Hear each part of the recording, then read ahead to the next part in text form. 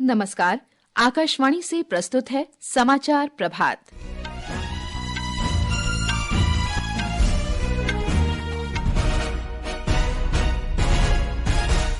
सरकार एक राष्ट्र एक चुनाव विधेयक व्यापक परामर्श के लिए संयुक्त संसदीय समिति को भेजने पर सहमत। केंद्रीय गृह मंत्री अमित शाह ने कहा, भारतीय जनता पार्टी प्रत्येक भाजपा शासित राज्य में समान नागरिक संहिता लाएगी। राष्ट्रीय परीक्षा एजेंसी अगले वर्ष से केवल शिक्षा संस्थानों में प्रवेश के लिए परीक्षा आयोजित करेगी, भर्ती परीक्षा नहीं। राष्ट्रीय सुरक्षा सलाहकार अजीत डोभाल आज पेइचिंग में भारत चीन विशेष प्रतिनिधि वार्ता में भाग लेंगे। श्रीलंका अगले महीने से भारतीयों को वीजा मुक्त यात्रा की सुविधा देगा। और महिला टी20 अंतर्राष्ट्रीय क्रिकेट में वेस्टइंडीज ने नवी मुंबई में दूसरे मैच में भारत को 9 विकेट से हराकर 3 मैचों की श्रृंखला 1-1 से बराबर की। समाचार प्रभात के साथ मैं फरहत नाज। सरकार एक देश एक चुनाव विधेयक व्यापक विचार विमर्श के लिए संयुक्त संसदीय समिति को भेजने पर सहमत हो गई है। गृहमंत्री अमित शाह ने लोकसभा को बताया कि प्रधानमंत्री नरेंद्र मोदी ने सुझाव दिया था कि विधेयक संयुक्त संसदीय समिति को भेजा जाना चाहिए ताकि इस पर प्रत्येक स्तर पर विस्तृत विचार विमर्श हो सके। श्री शाह का ये बयान कल लोकसभा में विधि मंत्री अर्जुन राम मेघवाल द्वारा 129वां संविधान संशोधन विधेयक और केंद्र शासित प्रदेश विधि संशोधन विधेयक पेश किए जाने पर शोर शराबे के बीच आया। लोकसभा में ये विधेयक पेश किए जाने के तुरंत बाद विपक्षी दलों ने इस पर आपत्ति व्यक्त की। श्री मेघवाल ने इस पर आपत्ति को राजनीति से प्रेरित बताया और कहा कि सरकार इसे संयुक्त संसदीय समिति को भेजने को तैयार है। ये राजनीतिक कारणों से इसका विरोध कर रहे हैं। अब आप देखिए, संसद के अनुच्छेद 327 के तहत लोकसभा और विधानसभाओं के चुनाव को एक साथ कराने के लिए संविधान में उचित संशोधन करने का अधिकार है। जब मैंने बताया, जब बात जेपीसी की आई गई तो डिटेल चर्चा जेपीसी में होगी, लेकिन ये कह रहे अचानक ही आ गया। अध्यक्ष जी, 1983 से चुनाव आयोग ने अपनी वार्षिक रिपोर्ट में लोकसभा और विधानसभाओं के चुनाव एक साथ कराने का विचार किया। 41 साल से पेंडिंग है ये।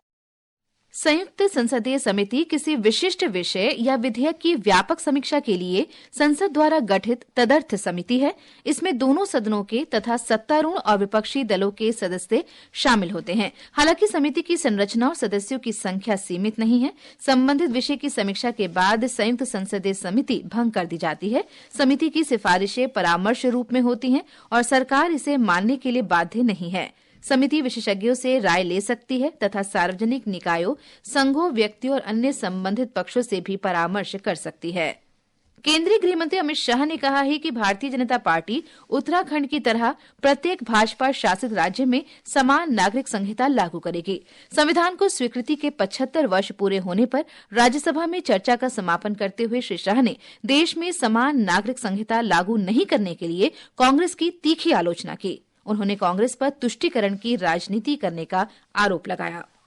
हर जाति, हर धर्म, हर समुदाय के लोगों के लिए समान कानून होना चाहिए, इसका हमारा संविधान पक्षधर है। यूसीसी इसलिए नहीं आया कि संविधान सभा समाप्त होने के बाद पहले प्रधानमंत्री जवाहरलाल नेहरू जी मुस्लिम पर्सनल लॉ लेकर आए और यूसीसी नहीं आया। क्या पंथ निरपेक्ष राष्ट्र के अंदर सभी धर्मों के लिए एक कानून होना चाहिए या नहीं होना चाहिए, इसकी कांग्रेस पार्टी स्पष्टता करे। श्री अमित शाह ने इलेक्ट्रॉनिक वोटिंग मशीन पर आरोपों के लिए भी कांग्रेस की आलोचना की।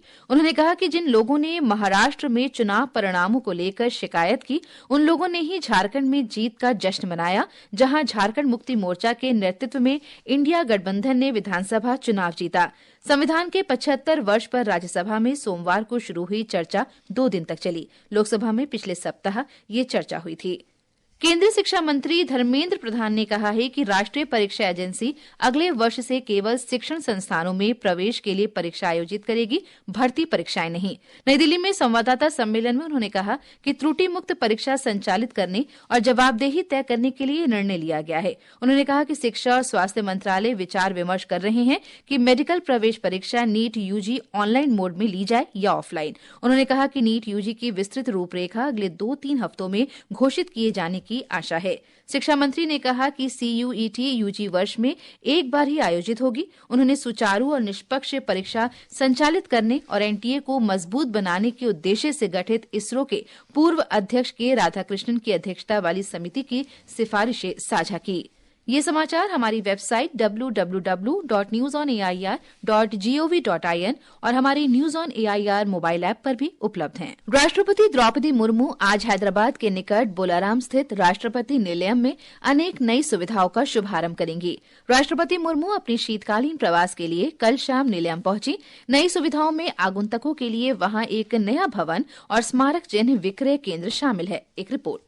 राष्ट्रपति द्रौपदी मुर्मू निलयम में शुरू की जाने वाली अनेक पहल की आधारशिला भी रखेंगी। राष्ट्रपति शुक्रवार को रक्षा प्रबंधन महाविद्यालय सिकंदराबाद को राष्ट्रपति ध्वज प्रदान करेंगी। 1970 में इस महाविद्यालय की स्थापना वरिष्ठ सैन्य अधिकारियों को न केवल युद्ध अभियानों में कुशल बनाने की आवश्यकता को पूरा करने बल्कि उन्हें आधुनिक युद्ध के प्रबंधकीय और रणनीतिक पहलुओं में निपुण बनाने के उद्देश्य से की गई थी। 21 दिसंबर तक प्रवास के दौरान राष्ट्रपति का कार्यालय निलयम से ही कार्य करेगा। हैदराबाद से लक्ष्मी की रिपोर्ट के साथ समाचार कक्ष से मृगनयनी पांडे।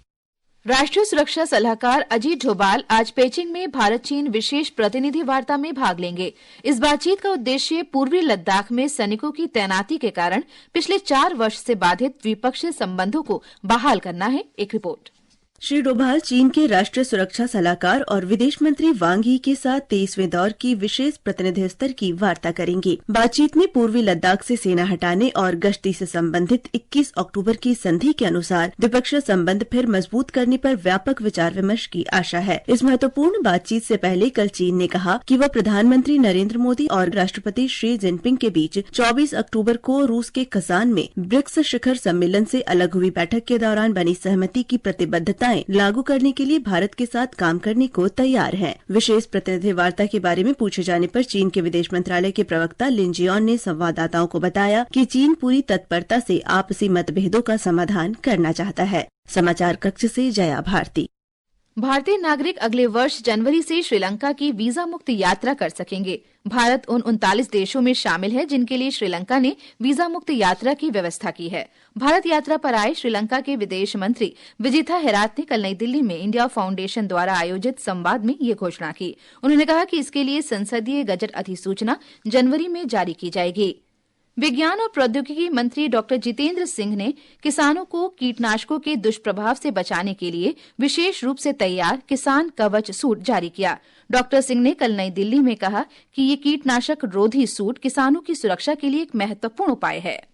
अभी तक हम एक्सपोजर होने के बाद का इलाज करते थे, अब ये प्रिवेंटिव हेल्थ केयर का इलाज होने लगा, specifically targeting the farmer community के किसान। और इसकी ये खूबी है कि ये वॉशेबल है, 150 बार धोया जा सकता है। इसके अलावा इसकी मिनिमम लाइफ स्पैन 2 बरस है, उससे ज्यादा भी चल सकता है।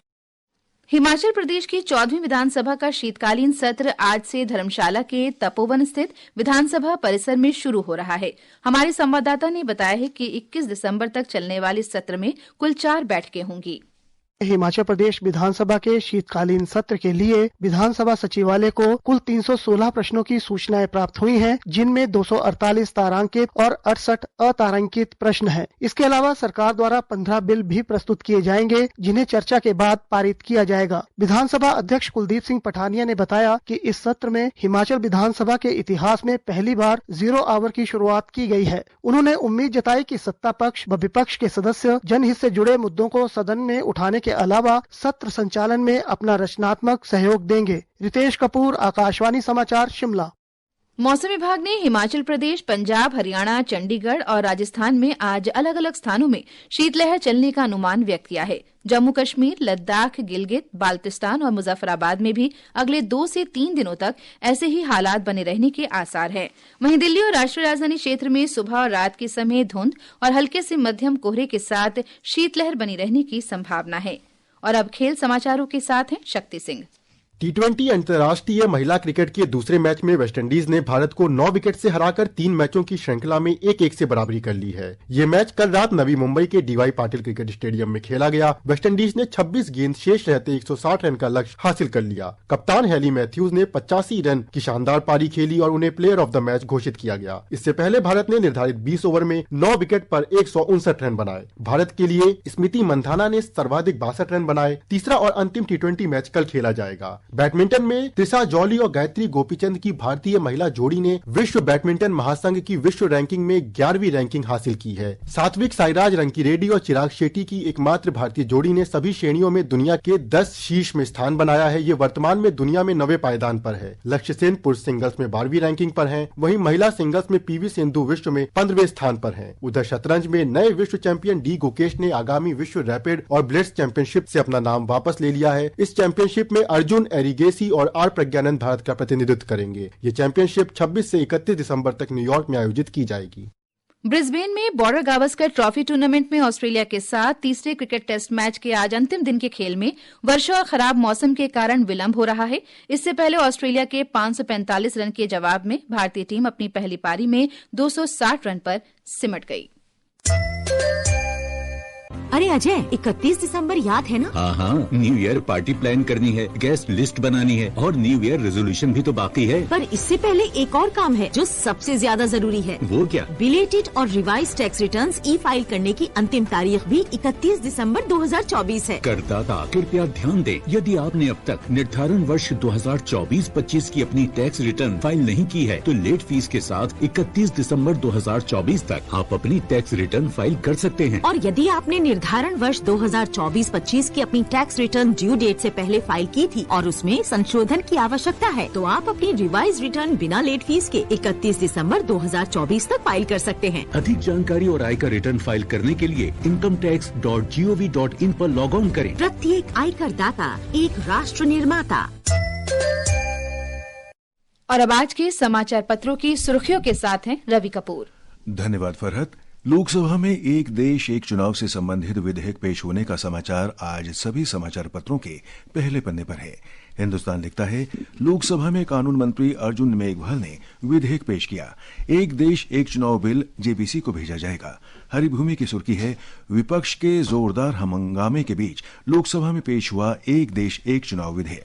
चौतरफा बिकवाली से सूचकांक 81,000 के नीचे आया। निफ्टी 332 अंक लुढ़का। जनसत्ता की खबर है, पत्र लिखता है, शेयर बाजार में गिरावट से निवेशकों के 4,92,000 करोड़ रुपए डूबे।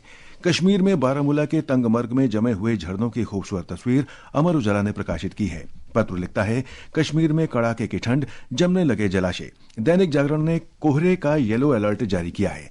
3 दिन हो सकता है मध्यम या घना कोहरा। एयरपोर्ट पर कम दृश्यता के बीच यात्रियों को दी गई सलाह। दैनिक ट्रिब्यून की सुर्खी है, सर्दी की रफ्तार में गिरा पारा।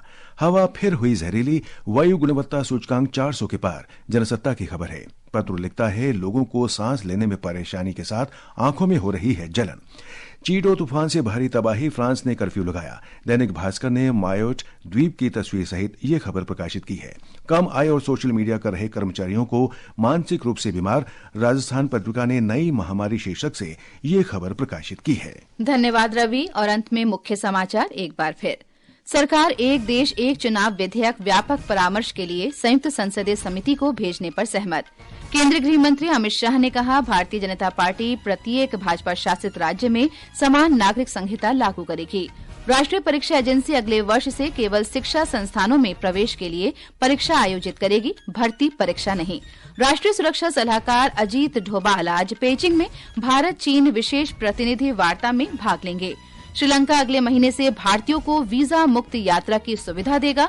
और महिला T20 अंतर्राष्ट्रीय क्रिकेट में वेस्टइंडीज ने नवी मुंबई में दूसरे मैच में भारत को 9 विकेट से हराकर 3 मैचों की श्रृंखला 1-1 से बराबर की। इसके साथ ही समाचार प्रभात का ये अंक समाप्त हुआ। नमस्कार।